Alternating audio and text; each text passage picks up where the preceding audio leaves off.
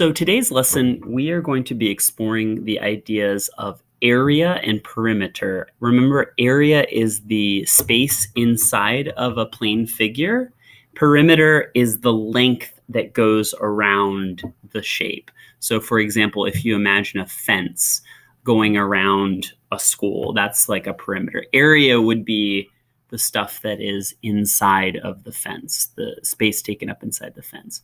So we're going to be doing a lesson related to that, and the materials that you're going to need are a paper, which your substitute will hand out to you, and also we're going to be using some color tiles, which look like this.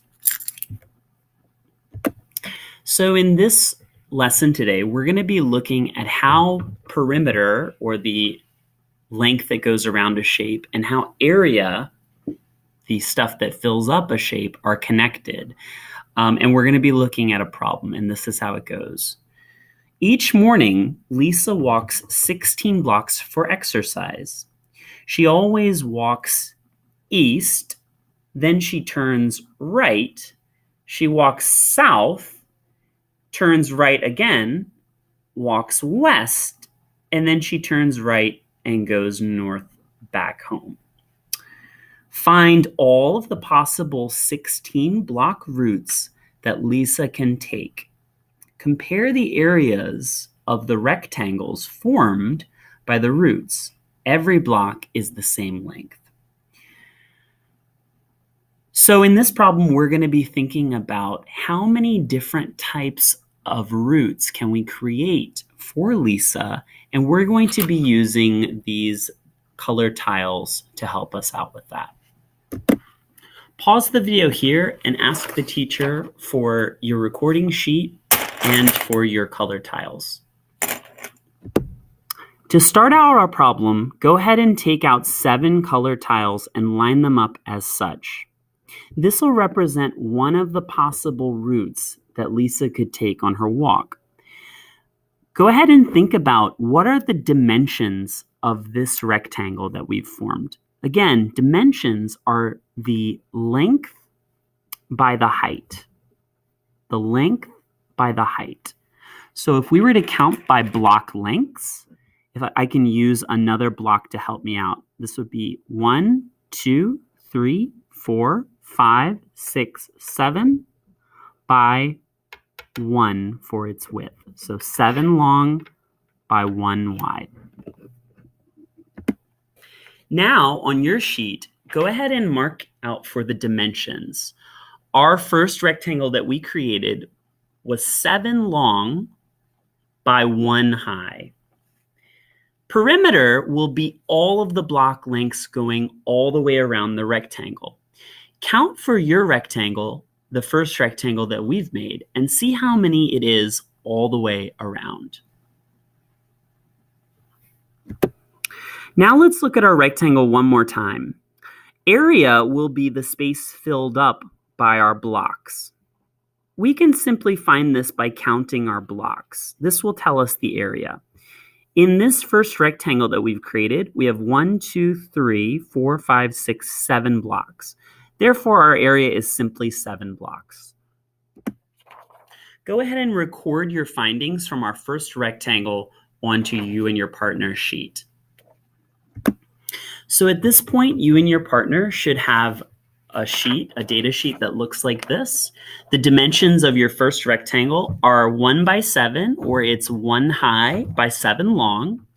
The dimensions of the perimeter is 16 blocks around. Remember, this is what Lisa is walking every day. This is one possible rectangle that will make her walk 16 every day. So we're lucky that we found 16. And last, if we counted the number of squares, the area of her walk would have been 7 blocks squared, or 7 squares. So you should have this for your first block, for your first data. To see what other sorts of rectangles Lisa can walk on her route, now we're going to change her route just a little bit. Remember, she's still going to be walking 16 lengths each time of her walk. In other words, when she goes all the way around, she turns and she walks and gets back to her start, it will be 16 all around. So let's see if we could change our rectangle just a little bit so that we still have 16 blocks around. Why don't we move one of our blocks down and we add additional rectangles.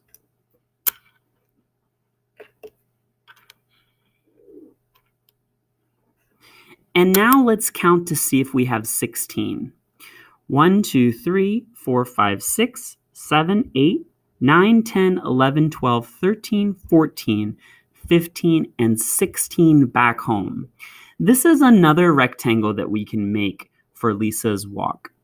With you and your partner, go ahead and create this rectangle. Then look inside of your rectangle and see if you can find the dimensions, the perimeter, and the area.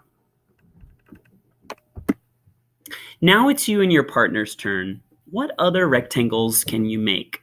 What will their dimensions be? What will their perimeter be? And what will their area be? Go ahead and try with your partner. If you haven't had a chance yet to create all the possible rectangles that will be exactly 16 block lengths around, go ahead and pause the video here, finish up all of your rectangles, and make sure that on you and your partner's recording sheet that you're filling in the dimensions, or their length times their height, their perimeter, or how many around. Again, they should all be 16 around. And their area, or in other words, how many of the blocks you use to build your rectangles. So again, pause the video here if you haven't done so yet. So now that we've had a chance to build all of our rectangles, I want you and your partner to stop and to see if there's any patterns. And I want you to look at the dimensions and then to look at the area. How do the dimensions of each of Lisa's roots connect with the number of squares in each of her roots? What is the relationship between the two? Pause the video here and talk with your partner. You should write down either near the bottom or on the back what you and your partner have discussed. So pause the video here. All right, so at this point, you and your partner should have discussed the possibilities. What could be the relationship between the dimensions, the length and the width, and the area? And you should have written down some of your ideas. Again, if you haven't yet, pause the video and do that right now. Okay, so if you haven't noticed, the relationship between the dimensions and the area is always if we multiply the dimensions, we will always get the area. In other words, if we take the dimensions of a rectangle, for example, its length and its height, and we multiply them, then we will always get the area. So for example, if you made a 4 by 4 square, it will always make 16 block area. If we made a 1 by 7 square, it'll always make a 7 square area. Now you may have made the connection with what we've talked about in the past. Remember when we were doing our beans and we were learning about prime numbers, we made different types of rectangles. So you may have made the connection there. If you know what your height is of your rectangle and you know what your length is, you can always find out how many beans are going to be inside simply by multiplying the height by the length. Okay?